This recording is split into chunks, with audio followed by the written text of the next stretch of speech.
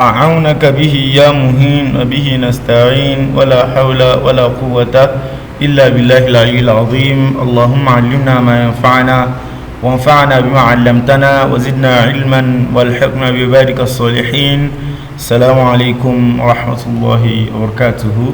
Inshallah, today we are going to talk about the rules of Hamzah. The rules of Hamzah. The rules of Hamzah, inshallah. So it's going to be kind of an educative course, and it's going to be required. We're going to use it to practice our general revisions, inshallah. After this one, we have Iltiqa'i Sakinain, then our general revisions. So we're going to use it to practice our general revisions. So I need you to try to get like a book and biro so you can write it down. You can try to practice it so you can remember. Now let's dive into the course proper. So now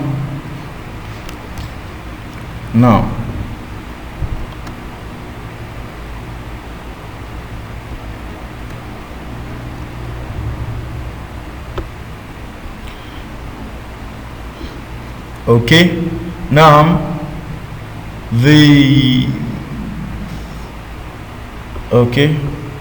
now so this is the next slide, and it says there are two types of Hamzah. There are two types of Hamzah. We have the Hamzatul Qat'i and Hamzatul Wasl. Hamzatul Qat'i and the Hamzatul Wasl. The Hamzatul Qat'i is the one that is represented by this. It's a normal Hamzah. Can you see it? And it can be found on either Alif, Waw and Ya. So they are always pronounced in the normal manner, just the same way we know Hamzah. That's the way they are pronounced, just naturally. So we pronounce it as what? Qul huwa Allahu ahad. Qalu anu'minu kama Allahu yastahzi'u bihim. So Hamzatul Qat'i is just the normal Hamza we are used to. No rules to that. Now let's go to the ones that have rules. Now the next one is what? Hamzatu al-Wasl. Hamzatu al-Wasl. Now for Hamzatul Wasl, it's kind of dicey, but inshallah we're going to get through it. Hamzatul Wasl means the joining Hamza. As I said earlier, it can be identified when we see a small sword on top of what? On top of Alif. When we see a small sword on top of what? On top of Alif. Whenever this Hamza is in the middle of a sentence, we join the previous letter to the next letter after the Aliful Wasl. Now I want you to look at this place. Can you see this?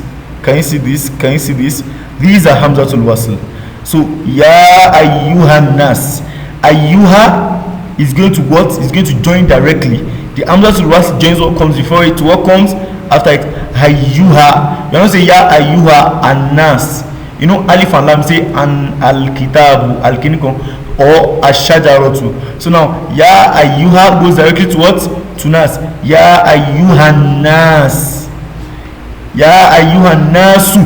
That Nasu, the sin that has Dhamma, is joined directly to the what? Ain that has Sukun that comes after the Aliful Wasl.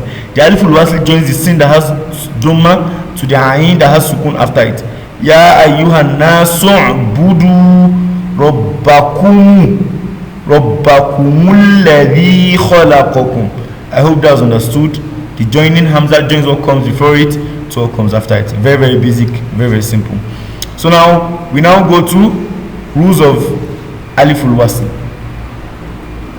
So now when Aliful Wasl is when Aliful Wasl or Hamzatul Wasl, when it's in the middle of a word, it has no problem. You just join what comes before it to what comes after it. But whenever it starts a word, that's where the problem starts setting in. And when it starts a word, now there are now some rules to it. So now when Lam comes after the Aliful Wasl, anywhere you see Aliful Wasl and Lam coming after it. And here we are talking about the beginning of a word. Right, the beginning of a word, because this thing is known as a joining Alif. So what do we give it? Because when you see something that has sword starting a word, do you know if it's faster you give it Kesra or Dhamma? So now that's now the rules. Here are now the rules we follow. So now when Lam comes after the Aliful Wasl, every single time we give it Fatha. Example number one is Alhamdulillahi Rabbil Alamin. You can go and check your Surah Al-Fatiha. It is not Fatiha that is on that Alhamdulillah. It is this Hamzatul Wasl that is here. Is that okay? Ar-Rahmani, and so on and so forth. Ar-Rahmani Rahim. You understand? And so on and so forth. So that's that on that. So the second one is what? When another letter apart from lam comes after aliful wasl. Another letter different from lam. When they come after aliful wasl, we look at their third letter to determine. So now the third letter is the one that determines what happens. So when the third letter carries fatha, we give the aliful wasl kasra. When the third letter carries kasra, we give the aliful wasl kasra. And when the third letter carries dhamma, we give the alif wasl dhamma. For example, come and look at the first example, this one that is here. So now it says aliful wasl starts the verse. What comes after aliful wasl every time is sukun. Every time after joining alif, you must have sukun. Then what comes after them is what? Is shin with dhamma.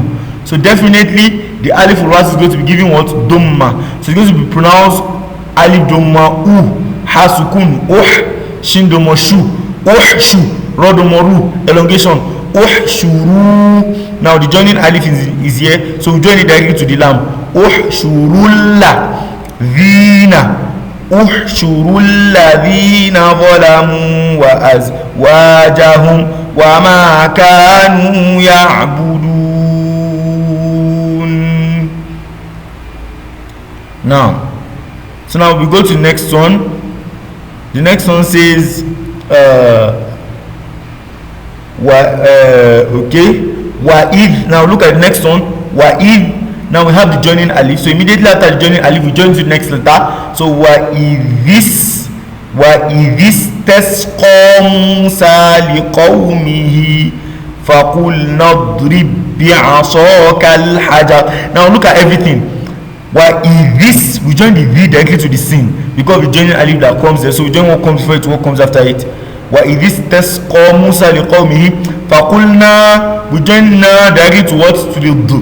فَقُلْنَا d, because dod has to come, we join it directly to what comes after it. فَقُلْنَا ضْرِبْ بِعَصَاكَ, then we have the joining alif, so we join the ka directly to the lam. بِعَصَاكَ الْحَجَرْ فَانْفَجَرَتْ. That's that on that. Now look at the next one. The Hamzatul Wasl starts the verse, the ha has sukun, then the third letter has what? Kesra. When the third letter has kesra, we give it what? Kesra. So the alif, we give it alif kesra, i, ha sukun, i, da kesra, di, ihdina, then we join it because of the join alif. Ihdina siratal mustaqim. The last example, biquwwatin wa. Now wow is there, but it's in the middle of the word now. So now the wow joins directly to the sin. Is that okay? The joining alif joins the wow directly to the sin. Biquwwatin wasma'u. Now, so those are the rules of Hamzatul Wasl. So now we now come to the exceptions. So now the exceptions, there are 5 verbs that you see in the Quran, and those 5 verbs, they don't obey this rule, but every other verb obeys. So now every other verb obeys the rule, but these 5 verbs do not. And what are they?